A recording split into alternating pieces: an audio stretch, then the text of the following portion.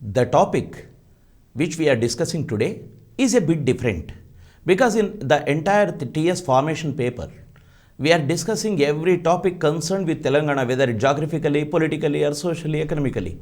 But today's topic, that is the liberalization and privatization in 1990s and consequences, is a bit different one.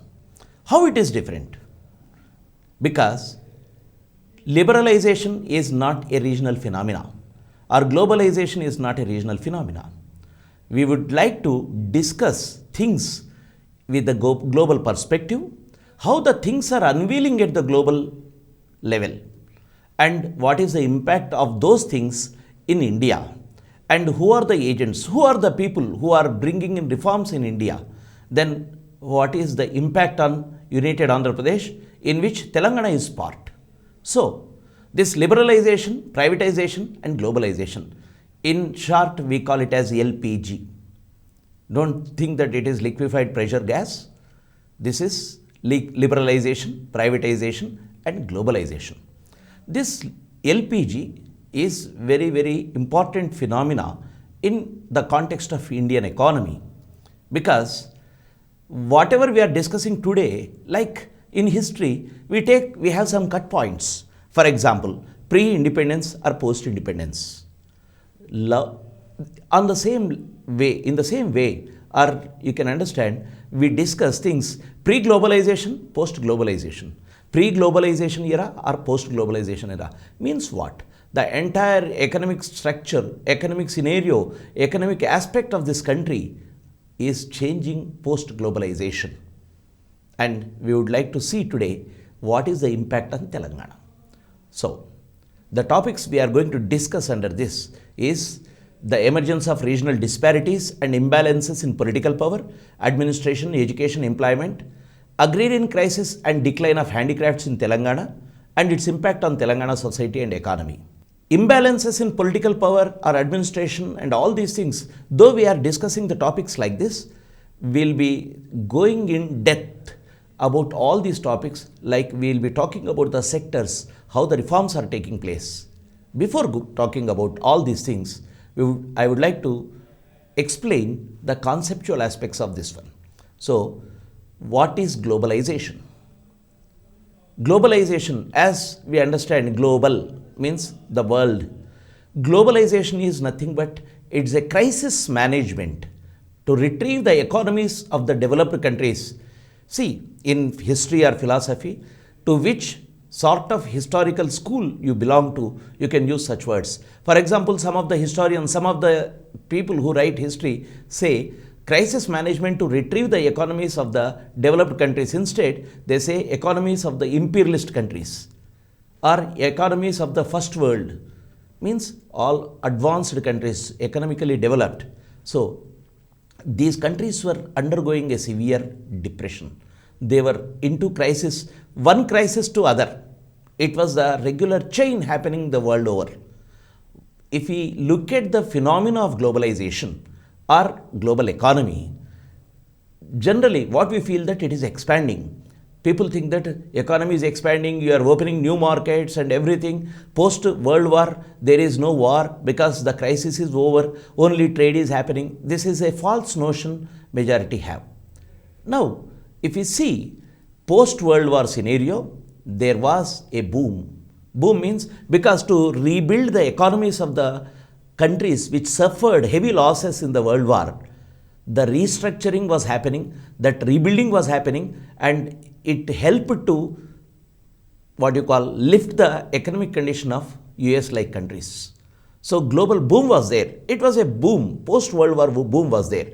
But afterwards, you have a recurring shocks, recurring nosedives, recurring problems in the global economy.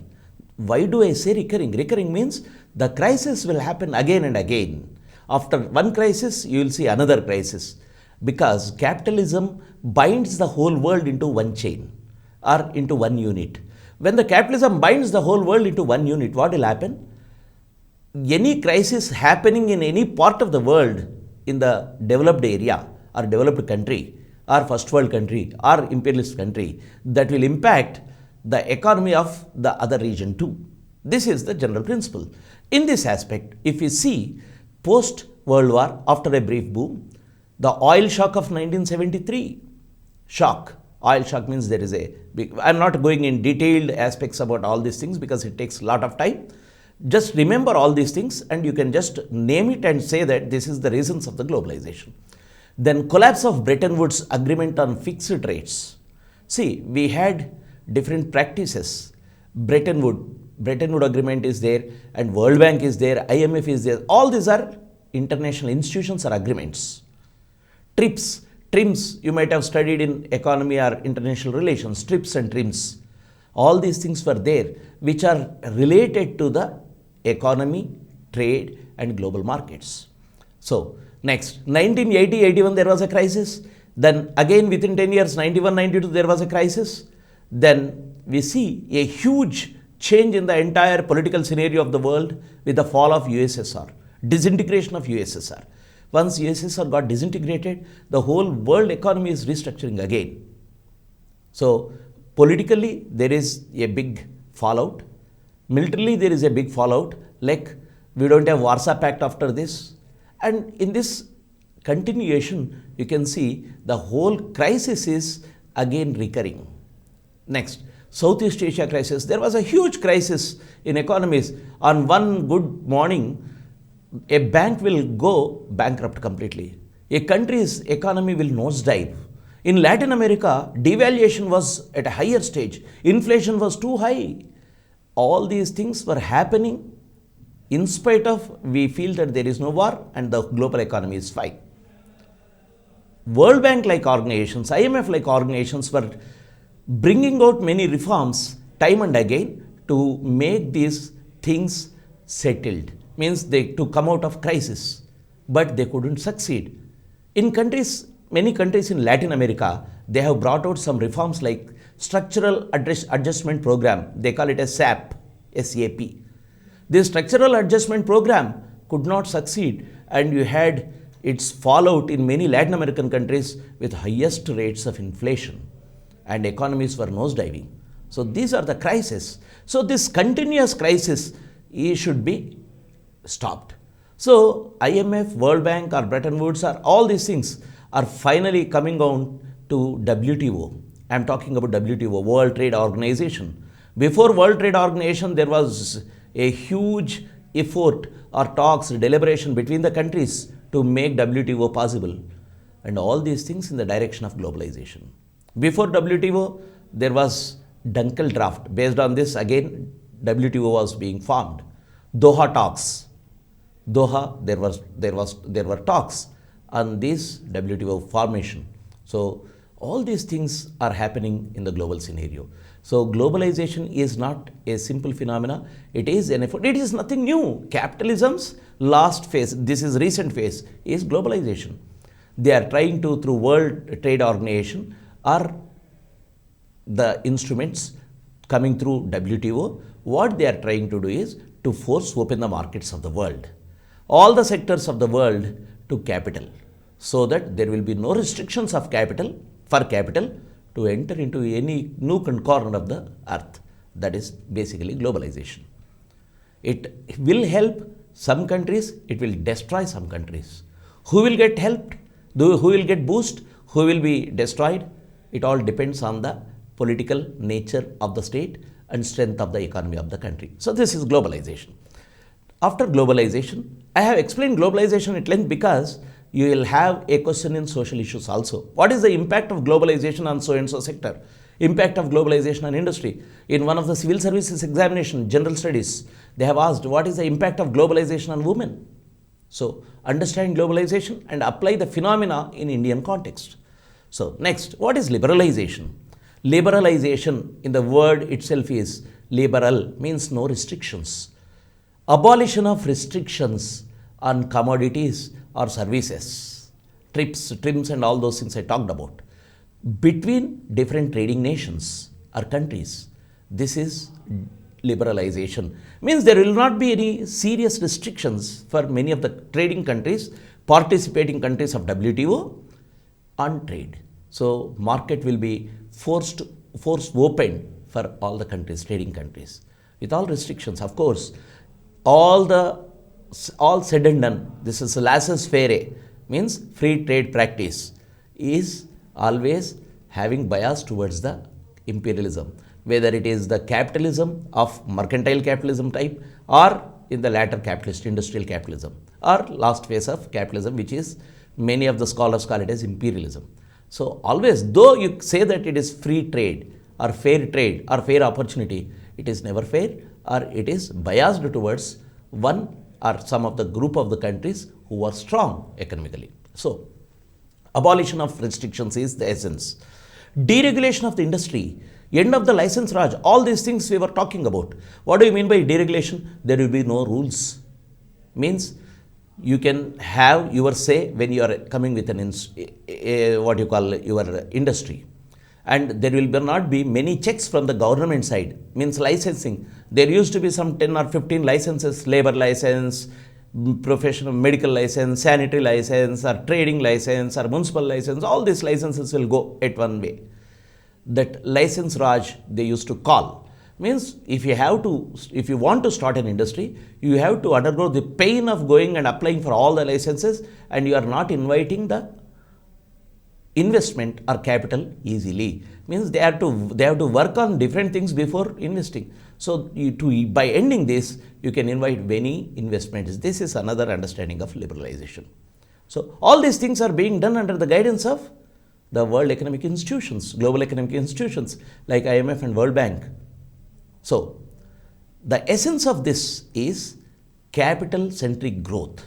Means growth, you always see the growth rate. Growth rate, whose growth rate it is? Is it the growth rate of the country where you can see the people or the downtrodden or the middle sections, or you will see put together growth rate in lump sum or in aggregate and say that we are growing. Always these rates and statistics speak only partial truth. So this capital-centric growth is not human-centric growth. It is capital. How much capital you are investing, how much market you could open, how much profits you reap. This is the only concern. It will not see how many people are being benefited out of these reforms, how much employment you are going to create. Though all these institutions, all these new liberalized economies are the institutions which are coming in a liberalized economy, they speak that we give so much of employment. That is not the centric one, because this is capital centric. You should reap more benefits. So this is liberalization. Then last one is privatization. What do you mean by privatization? As the globalization is the political aspect and economic aspect of the whole character, means it is the character of this economy. Then liberalization is the modus. A liberalization is a partial modus, means you are changing your psychology to liberalize your tools. And privatization is modus operandi. Means how do you implement this globalization or liberalization? That is privatization. Opening of public sector to private players. Today you can see even defense sector 49% or greater share is going towards private people in many of the core sectors too. So why should you be with all these sectors? Let the private people run. Let the private people run, let them get profit and share the profits with the state. This is what the understanding of this privatization. Gradual withdrawal of states' investments or states' responsibility from public sector is being done. For example, Modern Bread was a company in Hyderabad that was a public sector unit. Why a state government should spend its time in preparing Modern Bread? Let it be done by the private sector. This is what they said. It is a trading activity. Let the private people do and get the benefits. State has something else. This is what they were talking about. So, gradual withdrawal from the public sector. Then disinvestment in PSUs, public sector units. See, public sector unit has a basic principle, that is service to the people. Public sector unit has an aim. When you are starting a public sector unit, it should have people's orientation, growth of the country and nation. Once the private institution is coming, there is no such morals or aims. If they say that our GDP is growing, it's together because we are doing it in this country, you can see the GDP. But it does not mean that this is a real growth related to the country. So disinvestment in PSU is happening. in the name of losses, in the name of why we should have this responsibility, in the name of growth of private sector, which is more competent than our public sector. So likewise, the disinvestment in PSUs is happening. Many of the companies were thrown with just for pittance, less money. The assets of the company itself is much more than the real value which the private investor is paying to the state. So this is disinvestment. Then in this aspect, more role will be there for the foreign capital, FDIs, foreign direct investments and portfolios, all these things. You can get investments from foreign directly in this privatization. This is nothing but market-oriented economy. Market-oriented economy means it all depends on the demand. It all depends on the production is all dependent on demand. Even at times, the need is also being produced by the product user. For example, we don't need many of the cell phones, but you have hundreds of shopping malls or shops or dozens of cell phone companies trying to sell you a cell phone, which is not a basic necessity. But they create an artificial, what you call a demand also for the commodity. So this is market oriented. It is not just need, but it is the innovation and need of the companies or the private sector to reap benefits. So this is market oriented economy. Even in service sector, you can see the change. Then ultimately, all these things are leading to one thing, that is anti-people or anti-labor policies. Why we are talking about people when we are talking about investment, capital or industry, whatever it is, if people are not there, this investment will not be active. It will be a dead investment. It cannot be called as investment. It lies there like some treasure, that's it. Any investment should reap surplus. It should be invested, reinvested. Any surplus should be reinvested. Investment should be there. This is a capitalist mode. So, anti-labor and anti-employee policies, because the question or the concern is the profit. If the institution or the industry is not getting enough profits because of more number of people will be sacked mercilessly. So, thus, this privatization is happening. So, because of this, what was happening, that LPG, liberalization, privatization and globalization was led by, as I said, this is all international global institutions like World Bank, WTO, IMF, all these people. And the basic change in this period you can see is, previously, before the globalization, set of globalization or the pre-globalization era, states in the country cannot interact or directly take loans from World Bank, or they need not interact. Even World Bank need not interact with the states. It's the center's responsibility or it's right to interact with the foreign or international institutions. But now in this period, you can see World Bank directly coming and making agreements with the state governments for giving loans and restructuring the state's economies. So direct influence of World Bank into the state, into the sovereignty of this country is happening because of this. Another important aspect, another phenomena happening is growth of service sector, decline of industrial sector. There is much benefit or much profit in service sector. You can see today, what is the most advanced industry in Hyderabad is the IT sector. What is industry actually? Do they produce any product? No, everything is virtual. But we had great industrial units like Sanat Nagar, Alvin Industries or Azamabad. We used to produce. Once in 1980s, we used to have manufacturing as one of the major imports to some other countries. BHL-like institutions were there which were doing it. So this growth sector and service sector, if you counterpose growth sector, service sector is growing, manufacturing sector is nosediving or in decline. So at the same time, another sector which is getting neglected is agriculture sector. For service sector, you have all the priorities. I'll talk about it when the state's response will be discussing.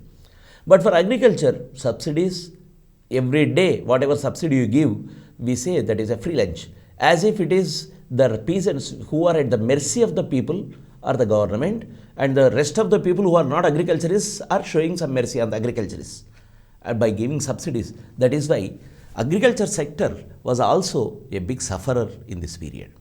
So welfare schemes, measures, all these things gone. The concept which I said, no free lunches, this was a popular idiom during this period. No free lunch means no subsidy, no special treatment for anyone. Everyone should compete and prove your competence. That is globalization. That is capital. This is the character of the period, what is happening. So, whenever we see new word, new economic policy, new agriculture policy and all these things. And first, when we talk about Telangana, we see Chandrababu Naidu's regime as the period of reforms. But it is not Chandrababu Naidu who has brought in the reforms into this country. Though Chandrababu Naidu claimed that all the world leaders are happy with me and they listen to my voice and they take me as a role model in countries like India. And unfortunately for Chandrababu Naidu's argument, it is P.V. Narasimha Rao and Manmohan Singh combined which team assured or brought in the reforms into India. That is, economic reforms of 1990s is very crucial.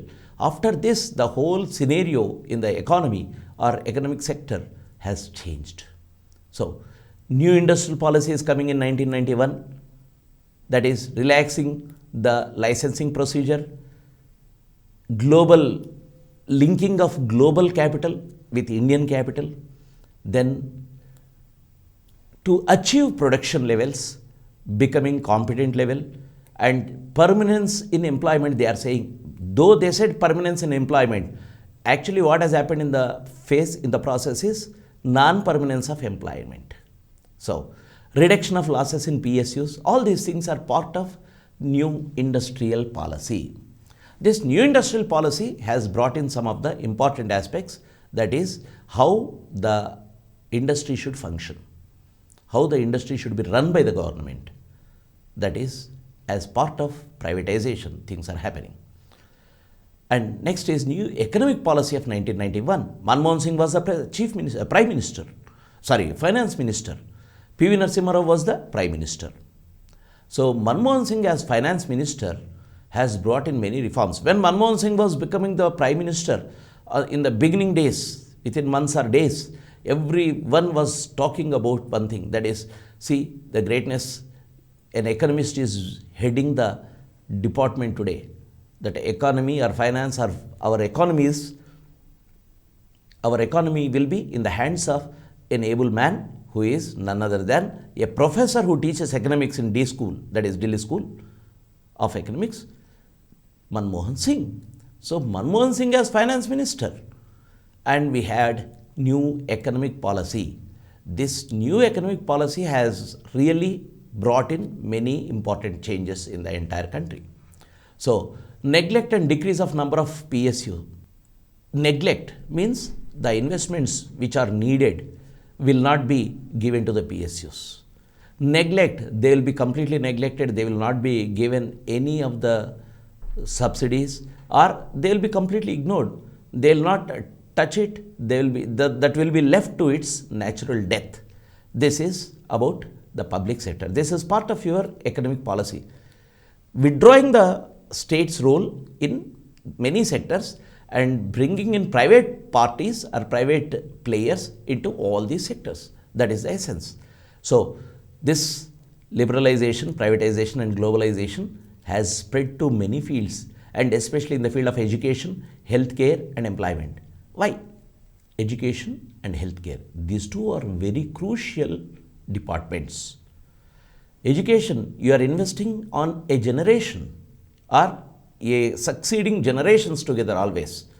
You can make your impact through education on a generation. And here, LPG, private people are entering into education, and now education is completely being privatized. Then, employment, no guarantee to your employment during this liberalization or globalization. You have to compete. Till the second you compete, you will be there, otherwise you will be thrown out. That is why we have many concepts of employment coming in this period. That is contract. Second one is second one is contractual labor, second one is outsourcing, third one is like use and throw, hire and fire. All these words are coming in this phase. So this phase is very important in the Indian context.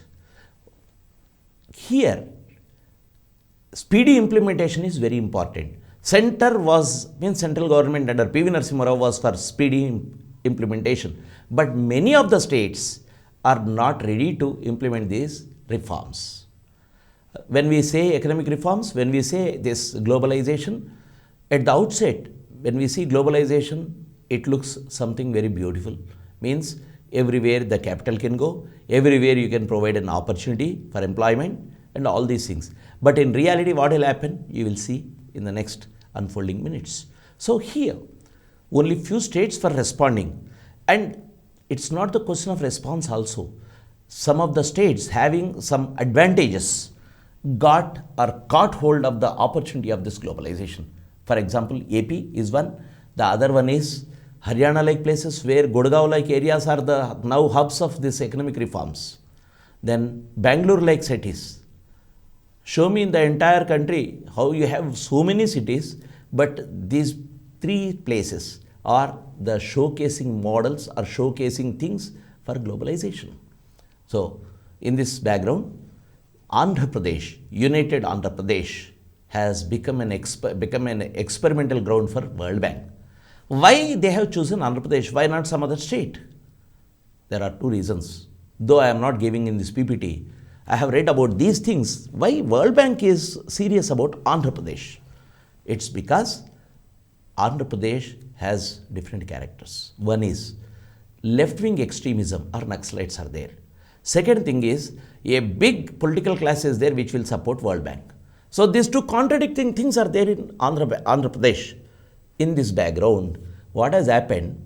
The World Bank policies reached Hyderabad or Andhra Pradesh, and Chandrababu Naidu was the person who was eager to implement these things. That is why whenever he says, if we listen to his speeches of those times, he preferred to be called as CEO of Andhra Pradesh than CM of Andhra Pradesh. CEO is a corporate terminology.